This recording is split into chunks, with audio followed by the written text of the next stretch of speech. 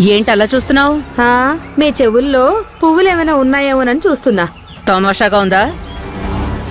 రమ్మనగానే వచ్చినందుకు లోకువైపోయానా? ఈ మణెమ్మతో పెట్టుకుంటే మసైపోతావు.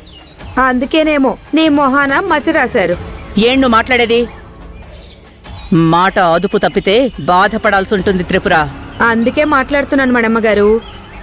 మీకు పనికొచ్చే విషయమేలేండి. కాదు కాదు, మనకి పనికొచ్చే విషయం. నిజం చెప్పాలంటే ఇద్దరం ఒక్కటే, మనిద్దరి లక్ష్యమూ ఒక్కటే. ఏంటది? మీకేమో మంజు ఇంట్లో నుంచి వెళ్ళిపోవాలి, నాకేమో మంజు ఇంట్లోకి రావాలి. కానీ ఇద్దరం బరిలోకి దిగి ఎవరికి వాళ్ళం పోరాటం చేస్తున్నాం.